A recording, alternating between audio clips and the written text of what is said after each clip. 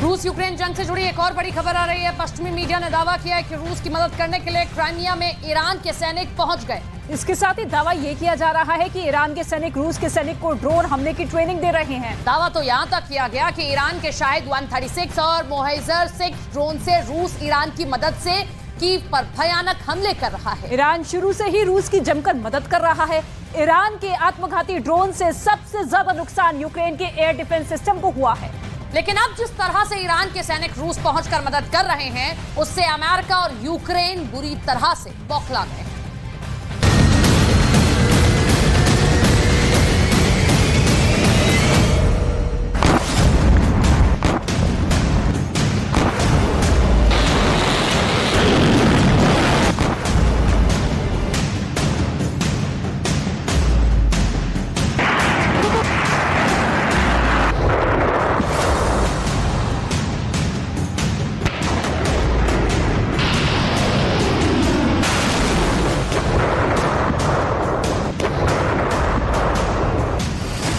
इन दावों पर यकीन किया जा सकता है कि रूस के क्रेमलिन पर हुए ड्रोन अटैक का बदला रूस ईरान के ड्रोन और मिसाइलों से ले रहा है।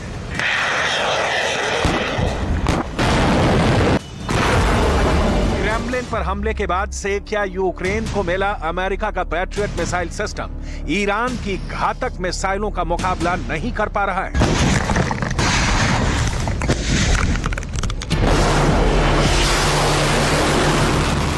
आखिर ऐसी क्या वजह है कि यूक्रेन, अमेरिका और नाटो ईरानी मिसाइलों के हमलों को छिपा रहे हैं? क्या वाकई में ईरानी मिसाइलों से रूस ने अमेरिका और पश्चिमी देशों के मिसाइल सिस्टमों को तबाह करके रख दिया है?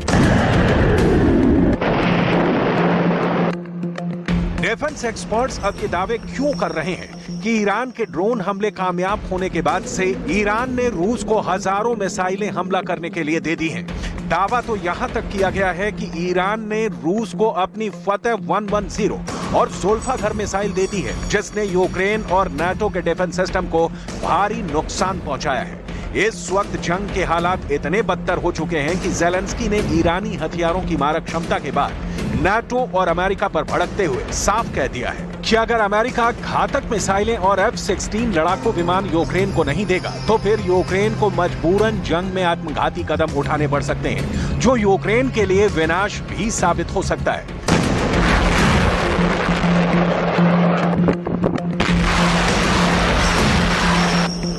पुतिन के दफ्तर क्रेमलिन पर हुए ड्रोन अटैक के बाद से पूरी दुनिया तीसरे विश्व युद्ध के मुहाने पर पहुंच चुकी है। पुतिन का गुस्सा ज़ेलेंस्की और यूक्रेन पर ज्वालामुखी की तरह दहक रहा है। ड्रोन हमले के बाद से रूस ने पूर्वी यूक्रेन के बख्मूट, Donbas, Donetsk, Kherson, Kharkiv, Zaporizhzhia और लुहांस्क ओब्लास्ट में जबरदस्त हमले किए हैं। भले ही यूक्रेन और अमेरिका दावा करें कि उन्होंने पिछले 5 महीने में रूस के 20,000 सैनिकों को मार डाला है और 80,000 से ज्यादा रूसी सैनिकों को घायल कर दिया है, लेकिन हकीकत में रूस ने यूक्रेन के पूर्वी इलाके के 1,05,000 वर्ग किलोमीटर इलाके को पूरी तरह से रौंद डाला है।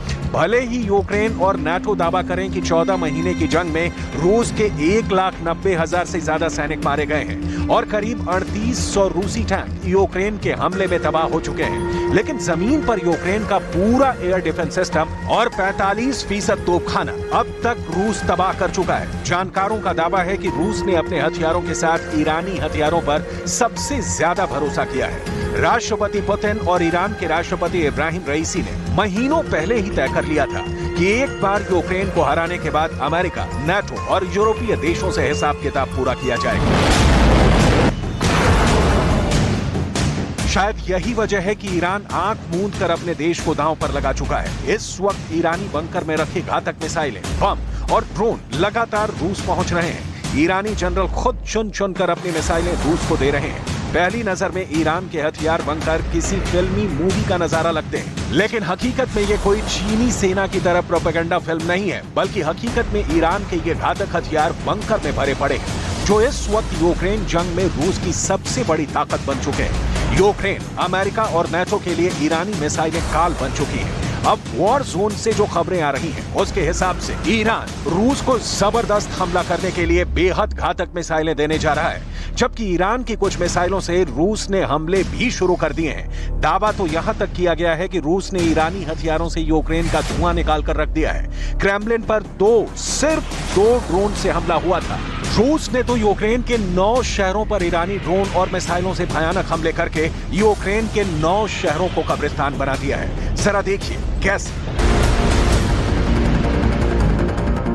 रूस क्रेमलिन ड्रोन अटैक का बदला ईरान की घातक आत्मघाती मिसाइलों से ले रहा है। ईरान की फतेह 110 और ज़ुल्फ़ाकार मिसाइल यूक्रेन पर भारी साबित हो रही है। जानकारों के मुताबिक यूक्रेन के पास अमेरिका का पैट्रियट मिसाइल सिस्टम ईरानी मिसाइलों के निशाने पर आ चुका है। इससे पहले अमेरिका और नेटो के सभी एयर डिफेंस सिस्टम ईरानी ड्रोन, रूसी ड्रोन और ईरानी मिसाइलों के हमले में तबाह हो चुके हैं। दावा किया गया है कि ईरानी और रूसी मिसाइलों के हमले में यूक्रेन की 45% आर्टिलरी यानी तोपखाना तबाह हो चुका है। इसके अलावा ईरानी सेना ने कादर क्रूज मिसाइल रूस को देने के लिए तैयार कर ली है।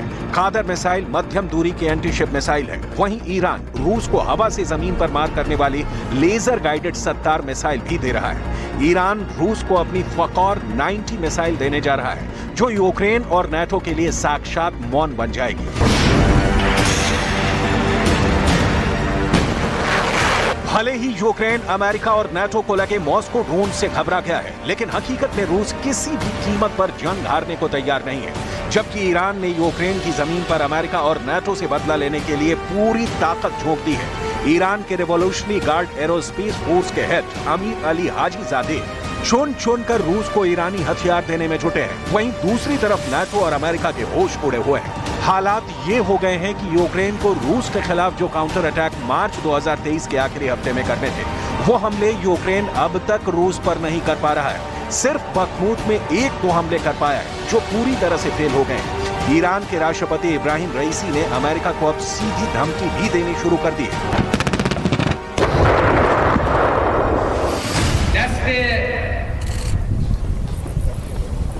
توانای نیروهای مسلح ما به گرمی می‌فشارد.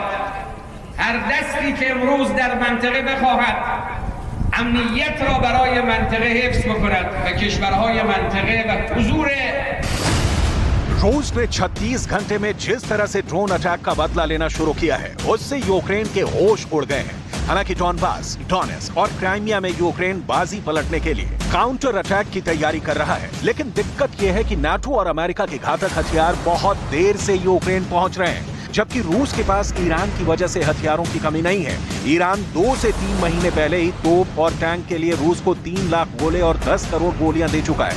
वहीं यूक्रेन को जो हथियार नाटो, अमेरिका और यहां तक कि पाकिस्तान से मिले हैं, वो एक एक करके रूस तबाह करता जा रहा है। ईरान ने तो कसम खा ली है कि या तो रूस जीतेगा या फिर रूस और ईरान दोनों तबाह होंगे। इसीलिए ईरान हथियार सप्लाई करने में कोई कसर नहीं छोड़ रहा है। पहले आप ये देख लीजिए कि नाटो के 31 देश, पश्चिम के 50 देश और पाकिस्तान जैसे बर्बाद देशों से जो हथियार यूक्रेन को मिले हैं, उनका हाल रूस ने जंग के मैदान में क्या किया है, जरा देखिए। सबसे पहले ये जान लीजिए कि जिस बाजे गाजी के साथ अमेरिका का हिमार्स रॉकेट सिस्टम यूक्रेन भेजा गया था, उस हिमार्स रॉकेट को रूस ने बुरी तरह से तबाह कर डाला है। 16 में से 8 हिमार्स रॉकेट सिस्टम रूस तबाह करने का दावा कर चुका है। अमेरिका ने यूक्रेन को 80 किलोमीटर रेंज वाले हिमार्स रॉकेट दिए हैं, जबकि यूक्रेन 300 किलोमीटर की रेंज वाले हिमार्स रॉकेट मांग रहा है। कुछ दावों के मुताबिक अमेरिका के 6 हिमार्स रॉकेट सिस्टम ट्रायल में फेल हो चुके हैं। वहीं अमेरिका के पैट्रियट मिसाइल सिस्टम के लिए ईरानी मिसाइलें फतेह 110 और ज़ुल्फ़ाकार बहुत बड़ा खतरा बन चुकी हैं। यूक्रेन को पाकिस्तान से रॉकेट, टैंक और तोप के गोले मिले थे, जो जंग में बुरी तरह से फ्लॉप साबित हुए हैं। खुद यूक्रेन की सेना की 17वीं टैंक ब्रिगेड के कमांडर वोलोदिमीर ने दावा किया है कि पाकिस्तान के तोप के गोले तोप की नाल में फट रहे हैं, जिसकी वजह से कई यूक्रेनी सैनिक मारे गए हैं। जबकि पाकिस्तान के रॉकेट, जिनकी रेंज 6000 से 10,000 मीटर बताई गई थी, वो सिर्फ 200 मीटर की दूरी पर ही फट रहे हैं। पाकिस्तानी तोप के गोले और रॉकेट यूक्रेन के सैनिकों का काल बन चुके हैं, जिसे लेकर ज़ेलेंस्की बेहद परेशान है। ज़ेलेंस्की को यही समझ में नहीं आ रहा कि यूक्रेन की सेना को 14 महीने बाद भी घातक मिसाइलें और F-16 जैसे चौथी पीढ़ी के 200 लड़ाकू विमान अमेरिका क्यों नहीं दे रहा है, जबकि चेक गणराज्य, रोमानिया और पाकिस्तान के घटिया हथियार यूक्रेन को जंग जीतने की बजाय हरा रहे हैं। ऐसा लग रहा है कि मरते पिटते यूक्रेन के साथ नाटो और अमेरिका मजाक कर रहे हैं।